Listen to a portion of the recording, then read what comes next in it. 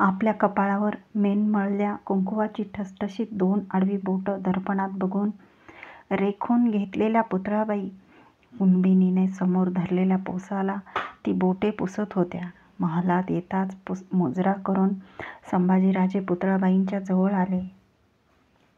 त्यांच्या ताज्या ओल्या कुंकवाकडे बघत त्यांनी विचारले, "आऊसाहेब, सुलूक म्हणजे काय? का करायचा तो? कुणाशी करायचा? तुम्ही केला आहे कुणाशी सुलूक?" त्यांचे प्रश्न ऐकून पुतळाबाईची चर्या गडावरच्या त्या ताणलेल्या अवस्थेतही आरक्त झाली. त्यांना म्हणावेसे वाटले, "आम्ही केला आहे जन्मोजन्मीचा सुलूक आमच्या कपाळीच्या कुंकवाशी. अंबेने तो निभावण्याची ताकद आम्हास द्यावी." पण त्या तसे काहीच बोलू शकल्या नाहीत.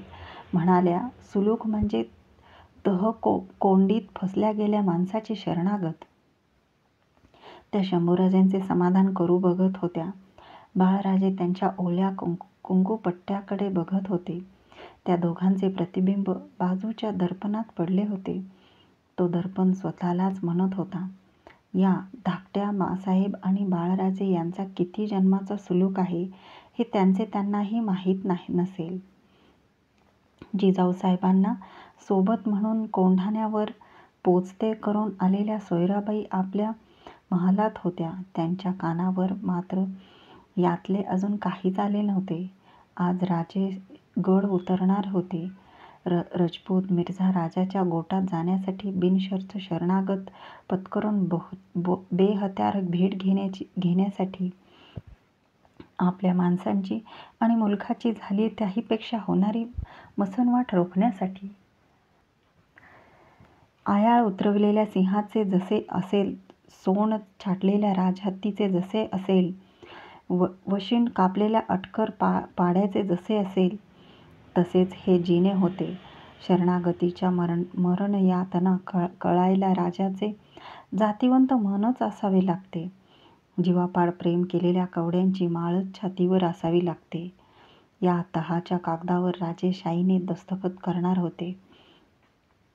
पुढे ही शाईच प्रथम राजांना गिळणार होती आणि नंतर अवघी शिवशाही, तमाम मराठशाही डुबविणार होती. तह म्हणजे पहिल्याने माघार आणि शेवटाला सर्वनाश. राजे कुणाशीच काही बोलत नव्हते. सर्व दरवाजे बंद असलेल्या दाभणधार पावसाने निर्दयपणे झोडपून काढलेल्या गडासारखे त्यांचे मन सुन्न बधीर होते. निरुपाचे अदब मुजरे झडले. राजे संभाजीराजांच्या जवळ आले तसे त्यांच्या पायातील भगव्या बाकदार मोजड्यांवर कपाळ टेकून संभाजीराजे वर उठले. दुष्काळी भुईकडे कोरड्या आकाशाने बघावे तसे राजे आपल्या फर्जंद शंभूकडे बघत होते. सईबाईचा सावळा चेहरा राजांच्या डोळ्यासमोर तळू लागला. तो बोलत होता, "आमचे शंभूबाळ एकला जीव स्वारींच्या पदरी घातला." राजांच्या पिळवटल्या मनात विचार येऊन गेला, "सई, तुम्ही तुमचा एकला जीव आमच्या पदरी घातलात मोठ्या भरोशानं, आणि आज आम्हीच आमचा आणि आमच्या साऱ्या मावळ माणसांचा जीव रजपुताच्या शेल्यात टाकायला चाललो आहोत." सई, माणसाच्या हयातीचं त्याच्या हातात काही राहत नाही हेच खरं. काही न बोलता राजांनी शंभूराजांच्या खांद्यावर आपला तळहात ठेवला.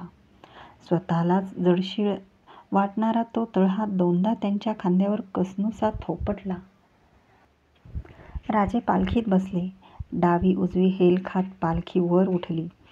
आनंदराव, रघुनाथपंत, निराजी, रावजी, नागोजी, बहिर्जी, फर्जंद, विश्वासराव, कृष्णाजी जोशी यांनी पालखीभोवती कडे केले. तळपती पाती हातात पेलत हत्यारबंद धारकरी चालू लागले. श्रींच्या राज्याची शपथ घेणारा सर्जा सूर्य अंधाराशी तह करायला निघाला. राजांच्या पालखीकडे संभाजीराजे एक नजर बघत होते. कधी नव्हते ते आज घडले होते. गड सोडताना महाराज साहेब त्यांच्याशी काहीच बोलले नव्हते. पालखी दूर जात होती. संभाजीराजांना महाबळेश्वर सूर्यग्रहणाच्या दिवशी राजांनी कृष्णाकाठी सांगितलेले बोल आठवत होते. राहू केतू हे सूर्याच्याच भावकीतले पापग्रह त्याच्या धावणीची वाट रोखून धरतात. त्याची चाल दौड मुश्किल करून सोडतात. बाळराजे सूर्यासही ग्रास पडतो. मिर्झा राजांच्या गोटाकडे राजे निघून गेले. आता राजगडावर जिजाऊसाहेब नव्हत्या, राजे नव्हते. नकळत संभाजीराजे पुतळाबाईंच्या महाली रेंगाळत होते.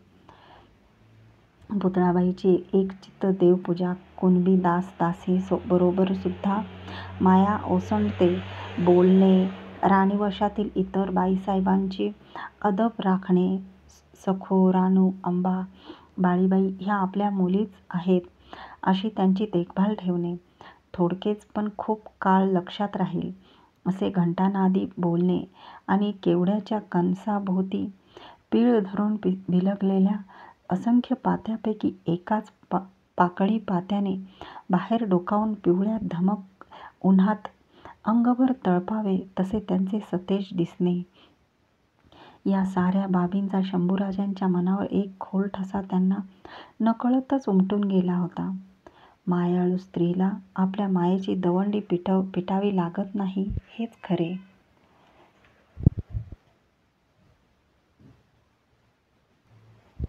आपल्या महालात गवाक्षाच्या मिहीरपीजवळ पुतळाबाई उभ्या होत्या. बाहेरच्या आभाळात दाटलेल्या अभ्रामध्ये आपली चिंतावली नजर त्या हरवून बसल्या होत्या. मध्येच भान येताच त्यांच्या डोळ्यांची टपोरी पाखरे फडफडत होती. दाटल्या आभाळाखालून सरसर धावत दूरवर होऊन पुन्हा माघारी फिरत होती. त्यांनी पूजा बांधलेल्या अष्टभुजा जगदंबेकडे बघत संभाजीराजे त्यांच्या पाठीशी उभे होते. मध्येच वळून गवाक्षातून डोकावत होते.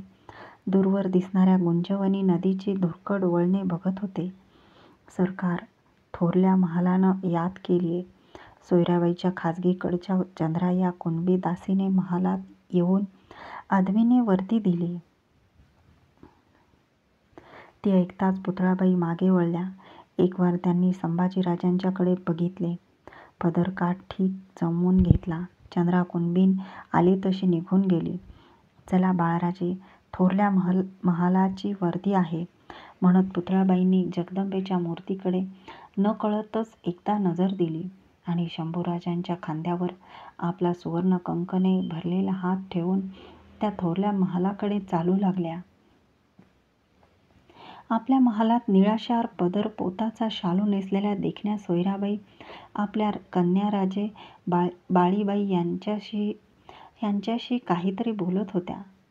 दगडबंद भिंती धरून 2-4 कुणबिनी अदबीने उभ्या होत्या. महालाचा उंबरठा ओलांडताच पुढे होत शंभूराजांनी माँसाहेब सोयराबाईंच्या पायांना हात लावले. सोयराबाईंनी त्यांना वर उठवून घेतले. बाळीबाई ह्या सोयराबाईंच्या कन्याराजे पुतळाबाईंना बघताच धावत येऊन त्यांना बिलगल्या. त्यांचे दोन्ही दंड मायेने धरीत पुतळाबाईंनी सोयराबाईंना विचारले, का वर्दी देणं झालं आम्हास? स्वारीची गोटातून काही खबर? बहिर्जी आणि नागोजी राजपुताच्या गोटातून आत्ताच गडावर आलेत, त्यासाठीच तर वर्दी दिली धाकल्याबाईंनी. काय झालं? तहबंदाच्या आड असलेले पुतळाबाईचे काळीज फडफडले. स्वारीने सुलूक मान्य केला. पुरंदर, कोंढाणा, रोहिडा, माहुली, लोहगड असे 23 किल्ले आणि त्यांच्या तर्फेचा 4 लक्ष होणाचा मुलूक राजपुतास देऊ केला. आता स्वारीकडं कुल 12 किल्ले आणि अवघा 1 लक्ष होणाचा मुलूक राहील. स्वारी कशी आहे? पुतळाबाईंनी त्यांच्या लालसर सरळ नाककळीकडे बघत शांतपणे विचारले.